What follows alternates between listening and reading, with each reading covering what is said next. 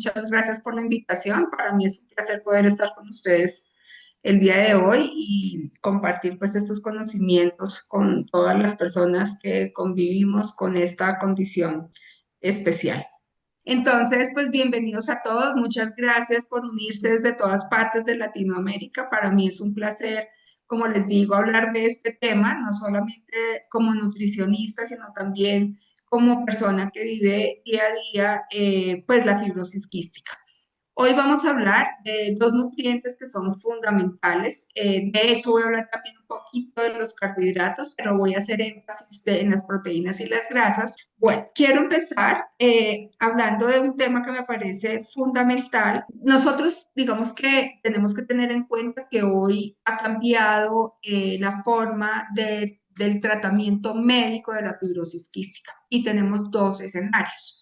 El primer escenario es cuando tenemos ese tratamiento convencional, es decir, el que hemos venido trabajando pues toda la vida, que es la terapia respiratoria, la parte nutricional, los medicamentos, los antibióticos, etcétera. Y digamos que esta condición hacía que el cuerpo gastara mucho más energía porque digamos que habría que trabajar más para prevenir las infecciones y la inflamación porque podría aumentar esa mala absorción de las grasas y de nutrientes específicamente, inclusive algunas veces usando las enzimas pancreáticas. Y por esta razón, digamos que la dieta debería ser muy alta en calorías y en grasas para evitar la desnutrición o la pérdida de peso.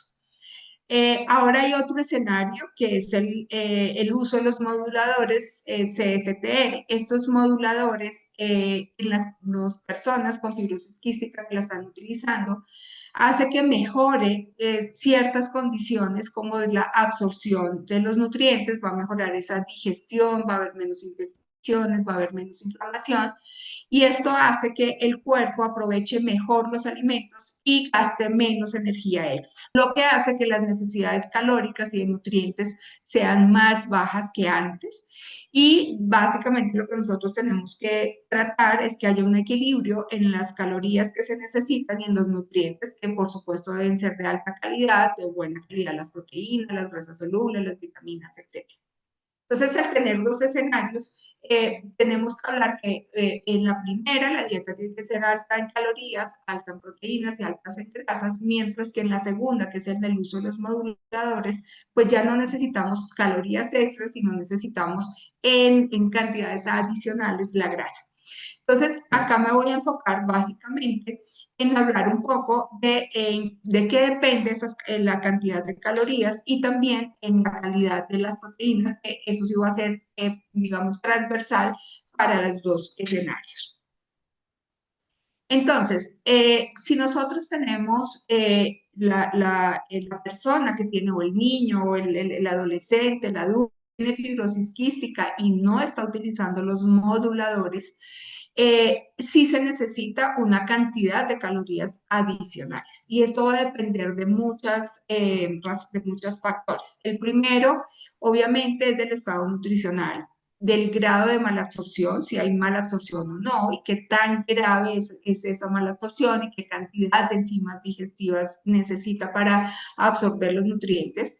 Va a depender de la severidad de la enfermedad pulmonar, si hay una agudización o hay una función respiratoria disminuida, podría necesitar un poco más de calorías. También por el nivel de inflamación, básicamente, si hay una inflamación crónica permanente, pues se va a necesitar más calorías y dependiendo de la actividad física, si está en la casa, si no puede hacer mucho ejercicio, por el contrario, es muy activo, esta persona necesita un poco más de calorías. Entonces, podríamos estar hablando aquí que se necesita lo básico por la edad, por la estatura, por el peso, etcétera, más un 20 a un 100% más. Entonces estaríamos hablando de que si una persona necesita 1000 calorías, con estas condiciones adicionales puede necesitar 200 calorías más o hasta 1000 calorías más. Y aquí es donde se dificulta muchas veces obtener ese exceso en las calorías o esas calorías adicionales y por eso las grasas juegan un papel fundamental para poder obtener esa cantidad de calorías que se necesita. Hay una diferencia importante entre los carbohidratos, las proteínas y las grasas o lípidos en su aporte calórico y su función en el metabolismo, en esa producción de energía. Cuando nosotros comemos 1 gramo de carbohidratos, ese gramo de carbohidratos va a producir o va en el cuerpo 4 calorías. Si nosotros comemos 1 gramo de proteínas, ese gramo de proteínas va a aportar 4 calorías. Y si comemos 1 gramo de grasa o de lípidos, va a aportar 9 calorías. Es decir, va a aportar el doble de las calorías si lo comparamos con los carbohidratos y las proteínas. Pero metabólicamente, esas calorías de los carbohidratos, que son 4, son muy diferentes a esas 4 calorías de las proteínas, metabólicamente. Entonces, aquí es importante entender un poco eso. Los carbohidratos para nosotros son fundamentales porque va a ser la principal fuente de energía para nuestro cuerpo. Hay órganos que necesitan glucosa para poder vivir y poder desarrollarse, como es el cerebro, por ejemplo. Entonces, todas las funciones cerebrales son dependientes de los carbohidratos. Por eso necesitamos consumir esos carbohidratos. También es la forma como nosotros almacenamos la energía que necesitamos inmediatamente. Y esa forma de almacenarse en el cuerpo, esa glucosa almacenada en el cuerpo se llama glucógeno, pero se gasta muy rápido si nosotros hacemos mucho ejercicio, tenemos una gran actividad física, un gasto energético mayor, ese uso de los carbohidratos es mayor. Y después de agotar esa cantidad de glucosa almacenada en el cuerpo, pues vamos a utilizar las grasas. Los carbohidratos también metabólicamente cuando se transforman en energía, es decir, cuando yo consumo esos carbohidratos se transforman en glucosa y después esa glucosa se transforma en energía, hay una producción alta de CO2. Entonces, cuando hay una agudización o tenemos una disminución en la función respiratoria, lo ideal es disminuir la cantidad de CO2 que nosotros producimos por el metabolismo de los alimentos. Por eso, en cierta forma, no podemos comer en exceso carbohidratos. Tenemos que comerlos, por supuesto, pero no en exceso, porque ese exceso nos va a llevar a producir más CO2 y puede aumentar esa dificultad respiratoria.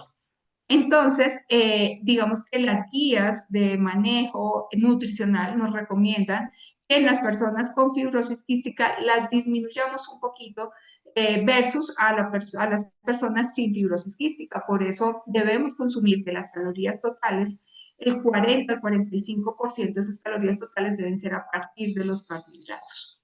Y también hay una condición importante de tener en cuenta acá y es que el exceso en carbohidratos pueden favorecer, aumentar el riesgo de diabetes relacionada con fibrosis quística. Por eso también nos toca consumir esos carbohidratos con moderación y escoger adecuadamente esos carbohidratos. Ahorita vamos a hablar de ese tema específicamente. Las proteínas, por el contrario, en fibrosis quística necesitamos un aporte mayor. Vemos que necesitamos entre un 5 y un 10% adicional si lo comparamos con una persona sin fibrosis quística.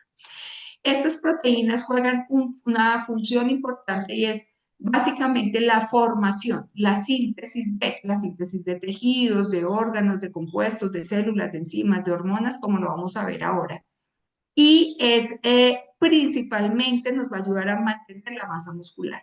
Esa masa muscular en fibrosis quística es supremamente importante porque es el órgano que es metabólicamente más activo y es el que nos va a mejorar muchas funciones en el organismo. Entonces, debemos consumir una mayor cantidad de proteínas precisamente para formar esos tejidos, órganos y compuestos. Pero la grasa se convierte en el nutriente más eficaz para aumentar las calorías que deberíamos comer. ¿Por qué? Pues porque aportan el doble de las calorías.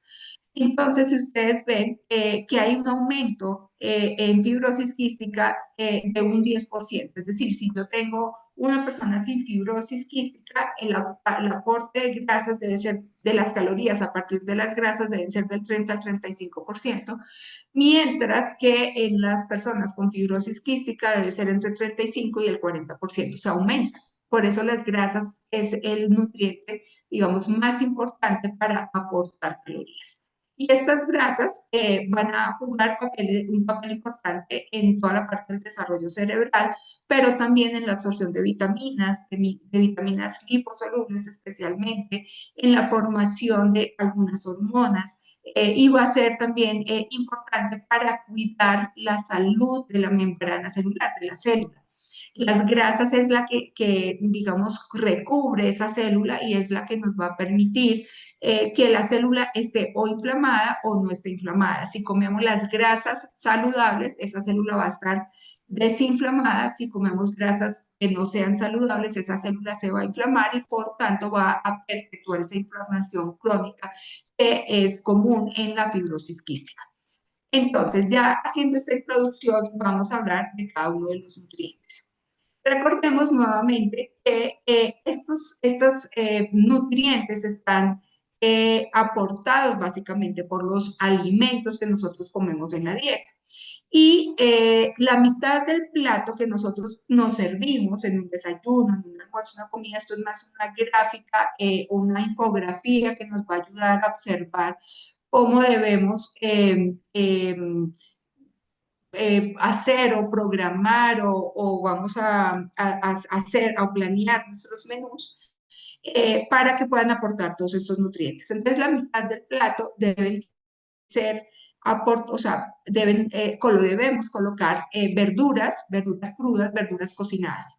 Y aquí quiero hacer una aclaración importante y es que estas verduras nos van a aportar fibra, que es un tipo de carbohidrato que nuestro cuerpo necesita para mejorar la salud intestinal, pero también debemos incluir vegetales ricos en grasas saludables como aceite, las aceitunas, como el aguacate, por ejemplo, que es fundamental, y debemos preparar estos alimentos con aceites, por ejemplo, el aceite de oliva o el aceite de canola. Ahorita vamos a hablar un poco de cada uno de ellos, cuál es mejor o cuáles debemos utilizar o cómo los debemos mezclar. Las proteínas deben ocupar el 25% de ese plato y ojalá pudiéramos hacer una combinación de proteínas de origen animal con proteínas de origen vegetal, que también ya vamos a hablar de cada una de ellas. Y el otro 25% nos deben aportar ya los carbohidratos o hidratos de carbono. Y aquí, digamos que hay varios grupos de alimentos. Están los tubérculos, como la papa, la yuca, el plátano, la racacha, el ñame, por ejemplo, los cereales o derivados de estos cereales como el arroz, la pasta, el pan integral, la quinoa, la avena, o los frijoles, las lentejas, el garbanzo, que en algunos países los conocemos como las leguminosas, otros países como legumbres, otros países como los granos. Pero fíjense que estas legumbres están tanto aportando proteína como aportando carbohidratos. ¿Por qué? Porque son 50 y 50, es decir, de su peso el 50% son carbohidratos y el 50% son proteínas. Recordemos que tenemos que consumir cantidades adecuadas de sal. Nosotros, las personas con fibrosis quística, deberíamos adicionar una cantidad adecuada de sodio, de sal, porque con esto podemos reponer el sodio que se pierde en el sudor, en las heces, etcétera. No se trata de comer salado o adicionar sal extra, sino que dentro de la preparación de estos alimentos deberíamos adicionar esta sal o condimentos naturales que nos aporten sodio para que pues no solamente mejoramos el sabor, sino que también podamos reponer la cantidad de sodio que perdemos. Una adecuada hidratación, digamos que esto va a depender si es un niño, si es un adulto, pero las cantidades normalmente van muy paralelas a la cantidad de calorías que debe consumir. Si un niño debe consumir 800 calorías o 1000 calorías, pues más o menos debe estar tomando 800 o 1000 mililitros de líquido al día. Si es un adulto, pues debería estar consumiendo alrededor de 2000 o 2500 mililitros de líquido al día. no necesariamente agua, pero sí es importante que estas bebidas de hidratación no tengan azúcar o no sean ultraprocesadas con aditivos o colorantes, porque estos pueden aumentar la inflamación. Y algunos de estos azúcares que están contenidos en esas bebidas pueden favorecer el desarrollo de la diabetes relacionada con fibrosis quística.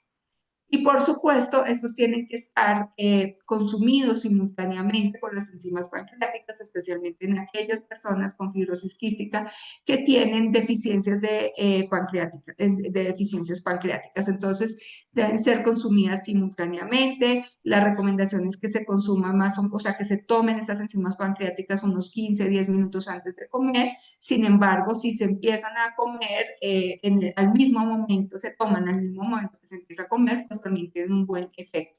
Lo importante es entender que esas enzimas no se pueden diluir, no se pueden triturar y se deben tomar con la comida. No sirve como que comí, me acordé a la hora, a las 2 horas y me las tomé, pues ahí ya no van a tener ese efecto que nosotros quisiéramos tener. Entonces, ahí es fundamental siempre mezclarlas con la comida. Bueno, ahora sí, entrando en materia, vamos a hablar de las proteínas. Cuando hablamos de proteína, tenemos que entender qué alimentos contienen proteína. Entonces, ¿y cuál es su función? Entonces, aquí quiero resumirles unas funciones importantes. Resulta que las enzimas digestivas o las enzimas en general que nosotros utilizamos en el cuerpo son bases proteicas. Entonces, cuando nosotros comemos esas proteínas, vamos a ayudar a la formación de las enzimas, nos va a ayudar a regular toda esa expresión genética, el ADN, el ARN, que es una secuencia de combinación de aminoácidos, que ya vamos a ver un poco qué es eso, pero estas proteínas que comemos en la dieta nos va a ayudar a mejorar esa carga genética que tenemos cada uno de nosotros. Van a ayudar a mejorar toda la función inmune, van a ayudar a la formación de anticuerpos, que va ayudar a mejorar esa función innata de defenderse contra agresiones. Van a ayudar a mejorar toda la parte de la contracción muscular, el movimiento, a apoyar, van a ayudar a mejorar muchas funciones del cuerpo, van a formar hormonas para que funcione adecuadamente nuestro cuerpo y van a ayudar a formar moléculas esenciales alrededor del cuerpo. Entonces, por ejemplo, la ferritina, los glóbulos rojos, los glóbulos blancos, tienen o dependen de las proteínas que nosotros comamos en la dieta. Entonces, especialmente, ¿por qué es importante comer proteína? Y aquí se lo resumo. Especialmente en fibrosis quística. Uno, pues obviamente favorece el crecimiento y el desarrollo en niños y adolescentes. Va a ayudar a mantener la masa muscular, que es importante para la fuerza y la función respiratoria. Si ustedes, y no sé si quieren hacer el ejercicio, si cierran los ojos, los invito a los que me están viendo que cierren los ojos y empiecen a respirar profundo. Respiren, hagan una inspiración profunda y sostengan esa inspiración, sostengan esa respiración ahí un ratico, cuenten hasta 5 y suelten y expiren. Y si ustedes hacen ese ejercicio 3 o 4 veces de respirar, expirar, respirar, expirar, se van a dar cuenta que estamos moviendo muchos músculos, especialmente todos los músculos de la parte torácica. Si en fibrosis quística no tenemos músculo y estos músculos están depletados, están desnutridos, pues la dificultad respiratoria va a ser mayor. Y es por eso que es fundamental mantener el consumo adecuado de proteínas para lograr mantener una buena masa muscular, especialmente estos de los músculos respiratorios. Por eso apoya la respiración de los tejidos y la recuperación, además de las infecciones o cirugías si se llegaran a presentar. Va a mejorar el sistema inmune. Si comemos una buena calidad de proteína, va a mejorar el sistema inmune y ayuda a combatir las infecciones respiratorias frecuentes. Y va a contribuir a mejorar el estado nutricional y, por supuesto, va a mejorar la calidad de vida. Por eso uno de los objetivos no solamente es comer la proteína, sino también mantener una buena masa muscular. Cuando hablamos de proteínas, tenemos que hablar de su componente más pequeño, que son los aminoácidos. Yo siempre pongo el ejemplo y es que una proteína que está en el alimento piensen en una pared. Es una pared que está formada por muchos ladrillitos y esos ladrillitos se llaman aminoácidos. Esos aminoácidos es el componente más pequeño de esas proteínas, que se combinan de distintas formas, tienen 1000 formas de combinarse y creo que su combinación es infinita. Pero al combinarse de distintas formas, pues van a formar las enzimas, las hormonas, el sistema inmune, el músculo, etcétera. Y nosotros necesitamos 22 aminoácidos. Esos 22 aminoácidos, como digo, se combinan de muchas formas, pero de esos 22 aminoácidos hay 9 aminoácidos que son esenciales y 13 aminoácidos que son no esenciales. ¿Qué quiere decir que un aminoácido es esencial? Y es que tenemos que comerlos dentro de la dieta porque el cuerpo no es capaz de producirlo. Entonces, esos 9 aminoácidos que tenemos que comer, a partir de esos aminoácidos, el cuerpo es capaz de producir los otros 13 aminoácidos. Pero en términos generales necesitamos 22 aminoácidos. Ahora, existen, digamos, una clasificación de los alimentos, fuentes de proteína, y esa proteína la podemos clasificar como completa o como proteína incompleta. La proteína completa es la que contienen esos 9 aminoácidos esenciales, además de los no esenciales. Y estas proteínas completas están básicamente en las proteínas de origen animal, o sea, está en el huevo, está en la carne, está en el pollo, está en el pescado, está en las vísceras, en el hígado, en el riñón, etcétera. ¿Qué quiere decir? Como les decía, que tiene todos los aminoácidos y que además su digestibilidad, su digestión es del 100%. Es decir, que si yo me como 100 gramos de carne y esos 100 gramos de carne tienen 20 gramos de proteína, yo estoy utilizando esos 20 gramos de proteína, los estoy absorbiendo y los estoy utilizando. Entonces, por eso se llama una proteína completa. Y hay una proteína incompleta, que quiere decir que le falta uno o dos aminoácidos esenciales. Normalmente esta proteína incompleta está en las leguminosas, legumbres o en las granos, como lo podemos llamar comúnmente, como en el frijol, la lenteja, el garbanzo, la quinoa, etc. ¿Eso quiere decir que no son buenas? No. Quiere decir que, que les falta un aminoácido o dos aminoácidos y que hay que completarlas con otros alimentos para que sean similares nutricionalmente a las proteínas de origen animal. Entonces, aquí una cosa importante para que ustedes lo tengan en cuenta es que si en algún momento no hay proteínas de origen animal, por la razón que sea, y comemos frijoles, lentejas o garbanzo, las debemos mezclar especialmente con cereales o con nueces o con almendras o con huevo o con leche para que se completen esas aminoácidos que hacen falta. Entonces, por ejemplo, hacer frijoles con arroz sería ideal porque esa proteína ya se vuelve muy similar a la proteína de origen animal. Por ejemplo, hacer lentejas, y las lentejas si le colocan una arepa de maíz, pues también se va a mejorar ese aporte nutricional. Por ejemplo, si se hace un bowl y se ponen garbanzos y a esos garbanzos se le colocan nueces o almendras, ahí se va a completar ese aminoácido que hace falta. Entonces, como les digo, la clave está en combinar esos aminoácidos, esos alimentos de origen animal, perdón, de origen vegetal con cereales, o sea, granos con cereales específicamente o con frutos secos para mejorar el aporte de estas proteínas y que se vuelvan completas. La mejor alimento y el que tiene la mejor, digamos, fuente de estos aminoácidos y de esta proteína es la leche materna. Por eso, si en algunas de los que me están oyendo tienen niños que todavía son lactantes, la leche materna es supremamente importante y nos va a dar la mejor calidad de proteína este primer año hasta los 2 años de vida. Es una proteína muy de excelente calidad y que no deberíamos privar a los niños de este alimento que es único y que es el especial para esta etapa de la vida. Sin embargo, en algunas circunstancias ha pasado que no podemos hacer la lactancia materna o la lactancia materna no es suficiente. Tendríamos que complementar con fórmulas infantiles que tengan, debemos, digamos, buscar que sean fórmulas que tengan una muy buena calidad de proteína. Por eso es fundamental aquí la asesoría del nutriólogo, del nutricionista, del gastroenterólogo en la selección de esa fórmula, porque debemos escoger la ideal para cada uno de los niños y dependiendo de las características.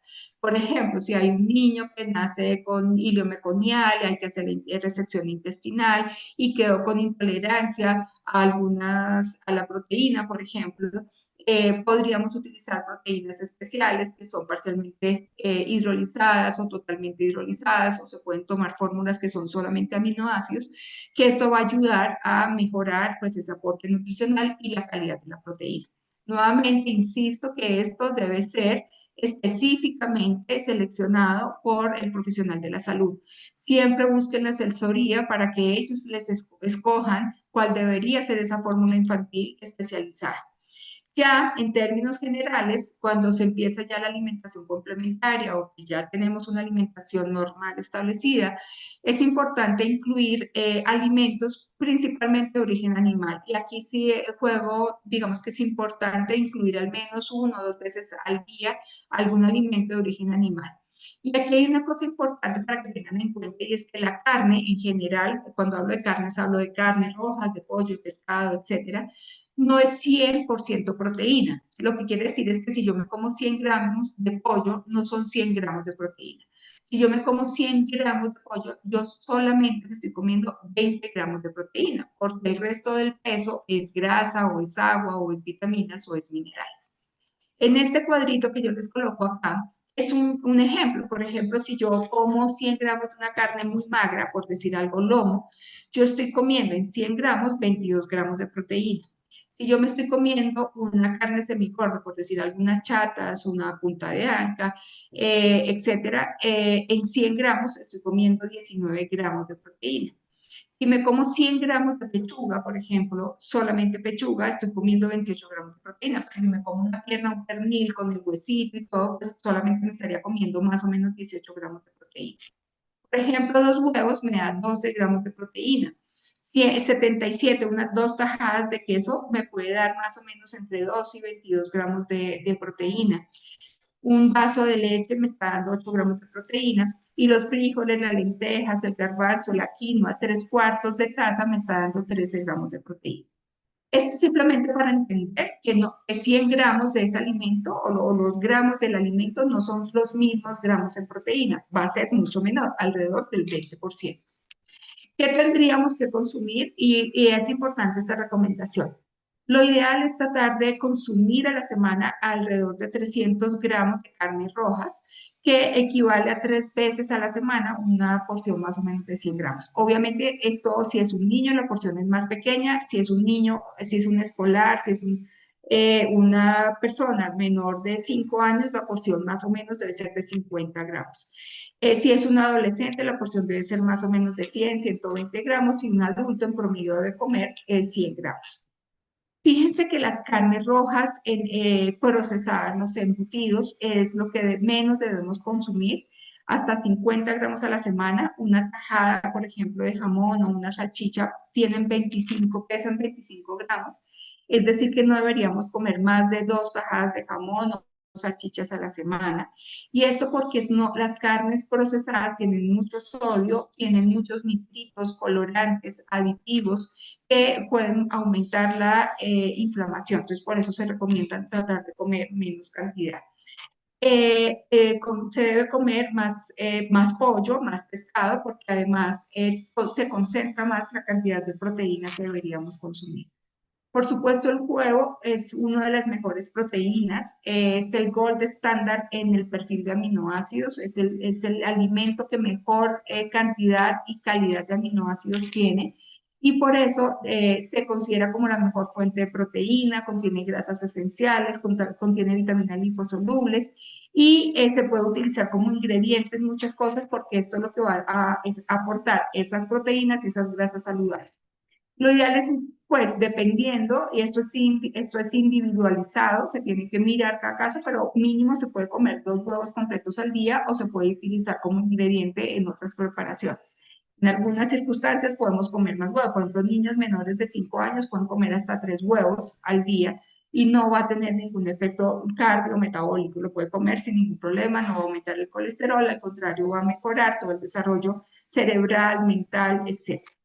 Las leguminosas son una buena fuente de proteína, que es lo que les decía, de origen vegetal, que completa la proteína de origen animal. Además, aporta fibra soluble que nos va a ayudar a mejorar toda la parte de digestión, nos va a ayudar a mejorar la absorción de algunos carbohidratos, de algunos nutrientes como la grasa, nos va a ayudar a mejorar la salud intestinal y va a mejorar esas bacterias intestinales para que esa función del tracto gastrointestinal cada vez sea mucho mejor y se favorezca la absorción de vitaminas liposolubles, de la vitamina K, por ejemplo, de los ácidos grasos de cadena corta, etcétera. También contienen hierro, zinc, magnesio y complejo B, que son fundamentales para fibrosis quística y pues sería un complemento adecuado de la dieta. Se recomienda si se puede incluir todos los días una pequeña cantidad de las leguminosas o mínimo 3 veces a la semana consumirlos para que tenga este aporte de proteínas. En cuanto a las grasas, va a ser el mayor proveedor de energía, como les decía, porque aporta 9 calorías y permite la absorción adecuada de vitaminas liposolubles como la vitamina A, D, E y K, participan en la estructura de la membrana celular y la formación de hormonas. Acá voy a hacer como un listadito de cuáles grasas son buenas, cuáles debemos consumir en mayor cantidad, en forma moderada o que no debemos consumir. Los ácidos grasos saturados son necesarios para el cuerpo, pero por diferentes estudios se ha visto que el exceso en el consumo exceso de grasas saturadas puede aumentar el riesgo cardiovascular. Por eso su consumo debe ser moderado y están presentes en alimentos que son fáciles de aceptar, como en el queso, la leche, la mantequilla y las carnes, y esto nos puede ayudar a aumentar un poco la densidad calórica. Sin embargo, hay algunas fuentes de estos ácidos grasos saturados que debemos consumir en menor cantidad. Entonces, por ejemplo, los alimentos que tengan las fuentes, los alimentos de origen animal que tengan mucha grasa, esa grasa visible, si la podemos quitar, sería ideal para no comer en exceso esa grasa saturada. La leche entera la podemos consumir entera, no hay que descremarla, esa grasa, a pesar de que tiene grasas saturadas, tiene un efecto neutro en la parte cardiovascular, entonces en los niños, por ejemplo, es importante ese consumo de grasa de leche entera. La mantequilla, el queso la podemos consumir, pero sí debemos evitar las grasas de las carnes, por ejemplo, evitar la manteca que queda después de preparar carne de cerdo, por ejemplo, o sea, esa manteca de cerdo, lo ideal es no comerla porque eso puede aumentar el riesgo cardiovascular y en exceso el aceite de coco también aumenta el riesgo cardiovascular. Entonces, digamos que su consumo debe ser moderado. En cuanto a los ácidos grasos monoinsaturados, su consumo debe ser alto, disminuye el riesgo de otras enfermedades y lo ideal es consumir en las preparaciones o adicionar aceite de canola, aceite de oliva. Hay algunos aceites que son de girasol que se llama girasol alto oleico, tienen más grasas monoinsaturadas que el girasol normal. Y las carnes como el pollo, por ejemplo, el pescado, también es rico en estos ácidos grasos monoinsaturados, por eso los debemos incluir dentro de la dieta. Y los ácidos grasos poliinsaturados, conocemos el omega 6 y el omega 3, estos son esenciales, es decir, que tenemos que comerlos dentro de la dieta, y son grasas que el cuerpo no puede fabricar, por eso deben venir de la dieta. Y el omega 3 está como en el pescado, como en el salmón, el atún, las sardinas, también está de origen vegetal como en la linaza y la chía y ayudan a bajar la inflamación y proteger el pulmón. Entonces deberíamos comer una cantidad adecuada de estos alimentos. Digamos que el atún es un alimento económico que podemos conseguir un poco más fácil, las sardinas también, especialmente las que vienen en aceite, la linaza y la chía son fáciles de incluir dentro de la dieta, hidratándolas dentro del arroz, dentro de los cereales, dentro de las ensaladas. Y el omega 6 debe estar, está en el aceite de maíz, aceite de girasol, aceite de soya o aceite de semillas y ayudan al sistema inmune y al crecimiento. Digamos que si podemos hacer una mezcla de estos alimentos, pues eso nos va a ayudar, por supuesto, a mejorar la función, la salud del corazón, la salud respiratoria y nos ayuda a defender de las infecciones. Y el omega 3 y el omega 6 son como el aceite que mantienen el motor del cuerpo. O sea, las necesitamos para los pulmones, el corazón, las defensas y que sigan funcionando adecuadamente. Y las grasas trans, su consumo debe ser nulo. Y normalmente, ¿qué están? En las mantecas, por ejemplo, en algunas margarinas, en los productos de panadería o en los alimentos con aceites que son reutilizados y especialmente en los alimentos ultraprocesados. Por eso no se recomienda, digamos, reutilizar el aceite, no se recomienda comer en exceso aceites de productos de panadería que utilicen margarinas con alta cantidad de grasas trans. Entonces, entre menos utilicen, o sea, consumirlo con moderación, muy poquito, sería lo ideal ver con relación a estas grasas trans. Esos son los aceites, simplemente para contarles que los aceites que podemos utilizar en la mesa, que cambien la cantidad de grasas saturadas, de grasas monoinsaturadas, de grasas insaturadas. Entonces, lo que se recomienda es una combinación de todos estos aceites dentro de la dieta para preparar la comida, para mezclarlos y unir ingredientes, etcétera. Podríamos utilizar estas grasas. Entonces, en la práctica, ¿cuánto debemos dar de aceites y de grasa? Entonces, utilizar más aceite de oliva, el aguacate o el aceite de aguacate. Y lo ideal es que sean en frío o en cocción baja a temperatura y corto tiempo. Es decir, yo puedo fritar un huevo en aceite de oliva, sí, pero lo ideal es que no lo caliente a altas temperaturas, o sea, que lo ponga a fuego bajo y que no lo deje quemar. Lo puedo adicionar al final de preparaciones como sudados, como vegetales cocidos, etcétera. Lo puedo adicionar tanto el aceite de aguacate como el aceite de oliva. Y como les digo, estos son muy ricos en omega 9, en ácidos grasos monoinsaturados, y estos son antiinflamatorios. O sea, son los aceites que tienen son antiinflamatorios. El maíz, el girasol, soya los podemos comer, sí, pero debemos tratar de que no sea en exceso, porque estos sí son inflamatorios si los comemos en exceso. Entonces los podemos preparar. Yo puedo preparar alguna receta con aceite de soya, lo único es que tengo que procurar no dejarlos quemar, ni recalentar, ni reutilizar.